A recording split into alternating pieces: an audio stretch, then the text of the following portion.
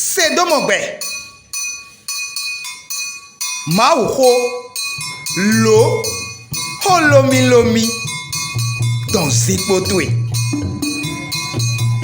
Jaife Sedomogbe Mauho Flagbeji Do Fongbeme Sedomogbe Mauho Flagbeji Do Fongbeme Yikocheno igwete hugunsa Mimboku abo Egbeo Minado Hodo Wema Samueliton Akpahwe Wegoji Eyi midoto Azoragbeche Maulewa yo Minakotun dole Wema mokoton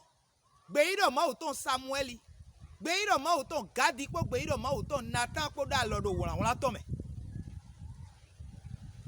Lo misi hudo me wala Wema o le misi hudo ye bia mikasi hudo akpa ekwe eme ato enele dede wala do me misi hudo a ene madia yi wetenu e ka wala Wema mokoton epo we afaton o be na di Jesu ewe ebe Wema mokoton wala kwenu e foje we mi ma si hutumbodo a hotate kai hotataji Wema mokototo Wema o edo hodo David si ahosurudu podo le ahosuruta egbula dagbon e ji ene gudo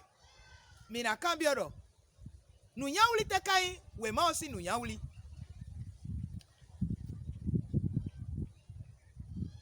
me wanu dagbe o mau no no pohe me maka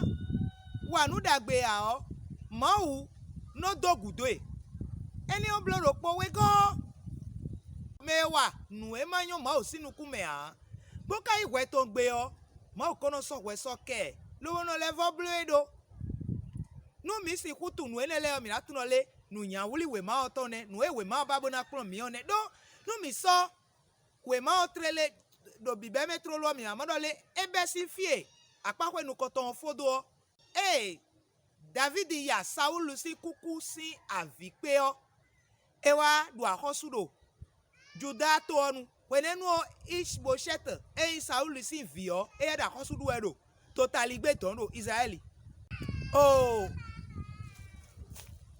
efo kakanu kwete we mo ewa pla David lobo levo so ahosudo to totally gbe ton sodo asini Wema sita ize gome fine o etekpon lobo ze ma mo vovo si akojegba owa Juda esoblo to hunukun akosuru to tonton now bodo le mi na gba kwedo ponu ma wo e ma odo ekuna blo mi go si fine o mi amoro le Wema sita wodo po so iwewe gome o Mimo le David Jai do mo unu kogbon ne ka blogbon eba ba se bayi uli si asie lobo le uli do yan no mo ko tubo ejiro na sokula amo nu eyan do David si ko me wa no de gbe ido mo to Nathan yi mu lobo ti me ni do nu e wa ekun yan wo David le afin town lobo savodo konu mo Mika ran Wema alo ranji Wema ta kande woropo minama vigbe David ton nu ejo kwe nenu won David yo ebi ogwe sokesi ayika ton gongon me mika kono le mi no dogbon we aya jogbe anayin lengbo pula to boya jogbe bonu ewa ipato we o lengbo plato to papo yo hwe na yin we yo be si Wema si taton waton gome kakabo yi dibla yi taton afoton ko ene gome don mimo nu e wa je wewu David to ene o si gudo mimo nu e je do wen do to me o kanwele kame bo doko kame ganu wea oh uyinu me bo yi gano mesi ganu wea oh adigba wea nu leje hanya David ka monu kunu je odole nu emi wa osin badu emi de wiwe de do ma oglo bo mau do fi fameni Vito yi gana si ton ganu o elevo ajo gan but David elevo adu kanton kaka so ayi vivonu mau so we ke David so mo but wenu Vito nu koton ejido ba che ba ko me okugudo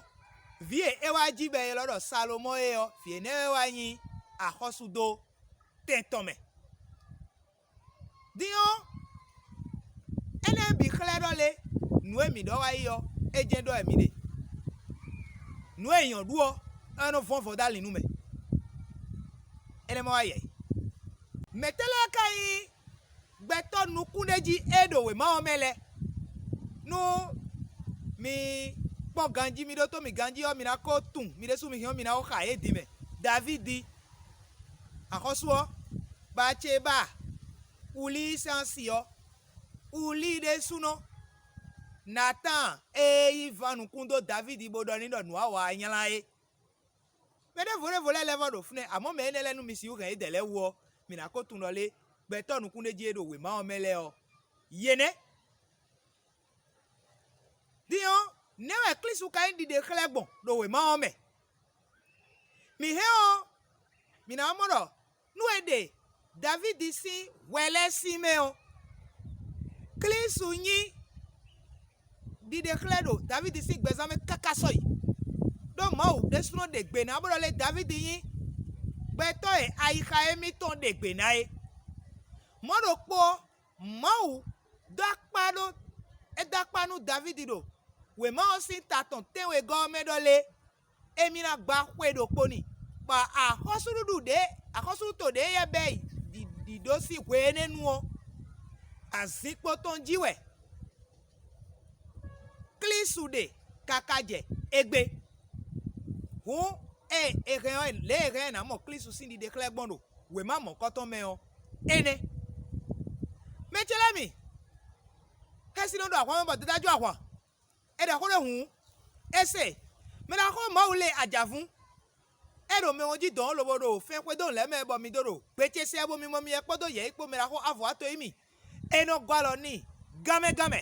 eno chelu mi lo gbagbe gbobonu afita inu